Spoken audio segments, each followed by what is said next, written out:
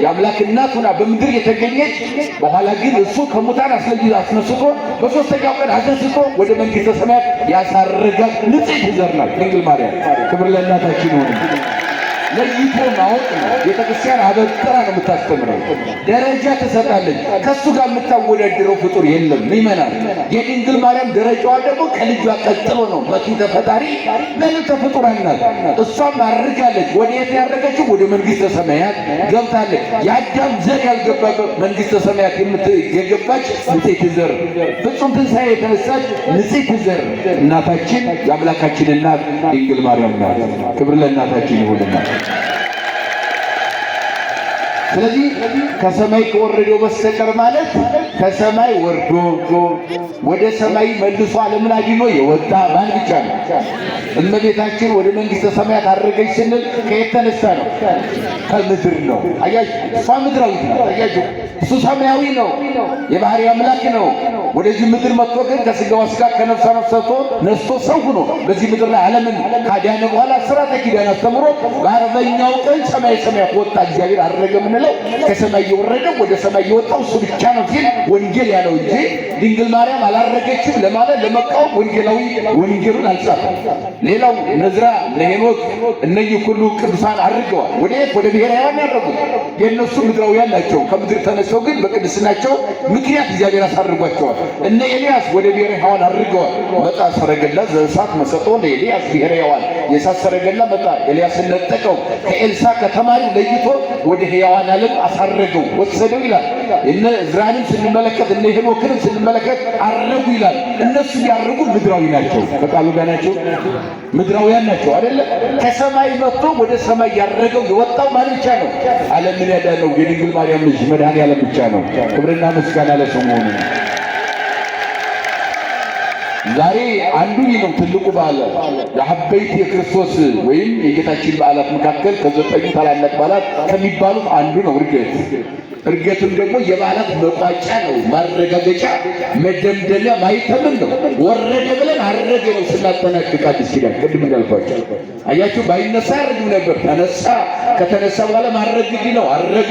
እንደው አልጾ ማፋስ ከቢታንያ ሐዋርያትን ሉቃስ እንደጻፈው ቅዱስ ያሬድን በድጓው ያለው ወደ ቢታንያ አወጣቸው። ከኢየሩሳሌም በምስራቅ በኩል 15 ኪሎ ሜትር ርቃ የምትገኝ ወይም 30 ኪሎ ሜትር ይላል ርቃ የምትገኝ ወደ እዚያ ወሰዳቸው፣ ወደ ቢታንያ ወደ አልዓዛር ሀገር ከከተማ ወጣቸውና እያዩት ባረካቸው ይላል። ምን አላቸው? እግዚአብሔር ሁላችን በምሕረቱ ይባርከን። ምን አላቸው? አዎ ባረካቸው። እንዴም ብሎ ነገራቸው፣ አስተማራቸው።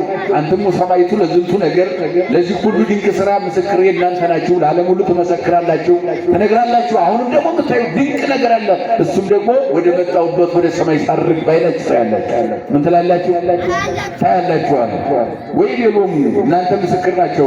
ንበሩ ሀገረ ኢየሩሳሌም እስከተለብሱ ኃይለ ማርያም ከሰማይ የሚመጣ ኃይልን እስከምትለብሱ ማለትም ጸጋ መንፈስ ቅዱስ እስከሚቆጣጠራችሁ ድረስ ፍሩሃን የሆናችሁ ጥዋን የምትሆኑበት ስትክዱ 3 ጊዜ መስቀል ስር የካዳችሁ ሁሉ መስቀል ለምናችሁ የምትሰቀሉበት ጊዜ እንድደርስ ጸጋ መንፈስ ቅዱስ እስከሚቆጣጠራችሁ ድረስ በኢየሩሳሌም ከተማ ቆዩ አላቸው። ወምድረዝ እነሱም ደግሞ ይህንን እየተመለከቱ ባሉበት ሰዓት ወንዘ ይባርኩ ወባረኮሙ ባረካቸው። ወንዘ ይባርኮሙ ታራቆሙ እየባረካቸው ከፍ ከፍ አለ። የርቀት ሳይሆን የርቀት ከፍ ከፍ እያላረገ ተቃሉ ጋር ናችሁ። እስኪ በሉ ምን አልኳችሁ? የርቀት ሳይሆን የምንድን ያልኳችሁ? የርቀት ምን ማለት ነው? ገብታችኋል ትርጉሙ? ረቂቅ ነው ብንል ስጋን ያልተዋሃደም ወይም ስጋን ጥሎት ተነስቷል ነበር። በተዋህዶ ነው ያረገው፣ ስጋውን ጥሎት አላረገም። የርቀት ሳይሆን የርቀት ነው። ርቀት ለመለኮት ነው። በባሕርየ ስጋ ስላረገ ግን እየራቃቸው ከፍ ከፍ እያለ ከደመና በላይ ተሰወራቸውና እያዩ ሰማይ ሰማያት በክብር ዲበ መንበሩ ነው ሁሉም መላእክት ሳይሁ ዘመሩ። በዙፋኑ ላይ ሲቀመጥ መላእክት ሁሉ ሞትን ድል አድርጎ መነሳቱን ትንሣኤውን በሰማይ ዘመሩለት ይላል። ክብር ለመድኃኔዓለም ይሁን። ሁለተኛው ወላዲተ አምላክ ንጽሕተ ንጹሐን ቅድስተ ቅዱሳን የአማኑኤል እናት መመኪያችን የእሷን በዓል የምናከብርበት ነው። ይህ ደብረ ማህው ይባላል። በተለምዶ ደብረ ምጥማቅ ነው የሚባለው። ደብረ ምጥማቅ በእኛ ሀገር ነው፣ ለእነሱ ደብረ ማህው ይሉታል። በግብፅ ሀገር ደብረ ማህው የሚባል በዚያ ተራራ ወይም ደብረ ምጥማቅ በተለመደው ቋንቋችን በደብረ ምጥማቅ ደብረ ማው በተባለ ቦታ ወላዲተ አምላክ ንጽሕተ ንጹሐን ቅድስተ ቅዱሳን ድንግል ማርያም ግንቦት 21 ዛሬ ማለት ነው በግብፅ ሀገር ለእስላሞችም ለክርስቲያኖችም ለሚያምኑ ሁሉ ተገልጣ በቤተ ክርስቲያን ላይ የታየችበት ቀን ነው። ክብር ለእናታችን ይሁን። ነው ስንክሳሩም የሚለው በተክሳማ መጽሐፍ ስንክሳሩ የሚለው በዛሬው ዕለት በዛቲ ዕለት አስተርእዮ ተገጻ ለእግዝእትነ ወላዲተ አምላክ ድንግል ማርያም ላይ ለቀመራ ለቤተ ክርስቲያን ነው። ጌታችን በደመና ላይ ያረገበት ቀን በሰማይ ጠፈር ላይ የታየ በክብር ያረገበት ቀን ሲሆን ድንግል ማርያም ደግሞ ዛሬ በቤተ ክርስቲያን ጠፈር ላይ ተገልጣ ለልጆቿ ሁሉ የተገለጠችበት ቀን ነው። ክብር ለእናታችን ይሁን። አዎ በቤተ ክርስቲያን ጉልላት ላይ ሆና ተገለጠች ነው የሚለው።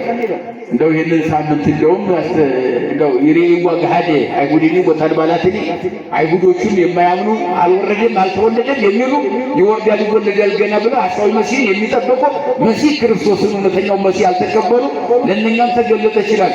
መድኃኔዓለም የሁላችን አዳኝ መድኃኒት አምላክ እንደሆነ ድንግል ማርያም የሁሉ እናት ናት። ሚመናን በቃሉ ጋናችሁ ማመን አለማመን ያለው የራሱ ያለም ጉዳይ ነው የሚሆነው። ግን የማን እናት ናት? አረ ንገሩ፣ የማን እናት ናት?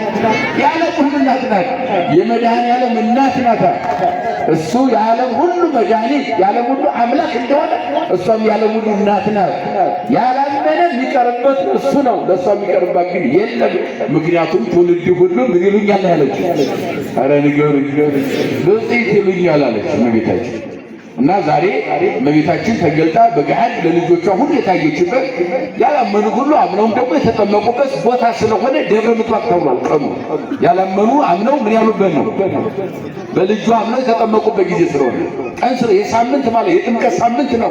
ድንግል ማርያም በገሃድ እየተገለጠችላቸው የጊዜው ድንኳን ጥለው እዚያው አካባቢ በደብረ ማው ተሰብስበው ያላመኑት ሁሉ እያመኑ ያን ተአምር ድንቅ ስራ እያዩ እናታቸውን የአምላካቸውን እናት እያዩ ያላመኑ ሁሉ አምነው የተጠመቁበት ሳምንት ስለሆነ በዓሉ ምን ይባላል? ቦታው ደብረ ማህው ሲሆን ደብረ ምጥማቅ ተብሎ ስሙ ተሰጠው ማለት ነው።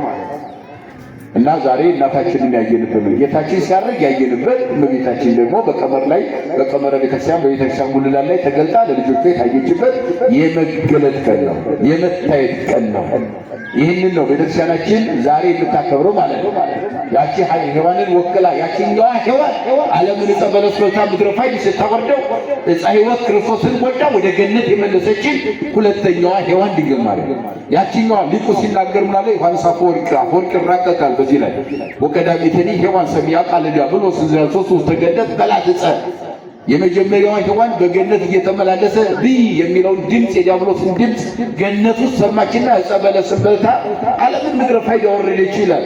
ወዳግሚትኒ ሔዋን ሰሚያ ቃለ ገብርኤል ዘአንሶት ውስተ ቤተ መቅደስ ናዝሬት ዘገሊላ።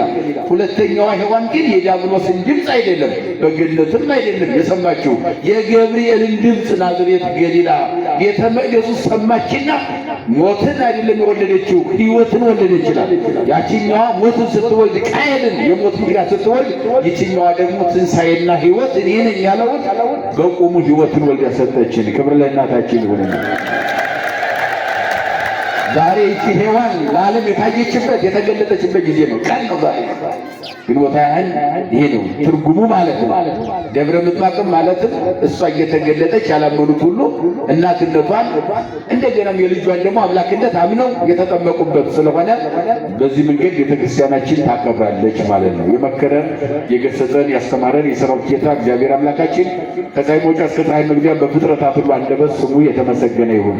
የእናታችን የንጽሕተ ንጹሐን የቅድስተ ቅዱሳን የድንግል ማርያም አማላጅነት የቅዱሳን አባቶቻችን ጸሎት አይለየን። ይቆየን።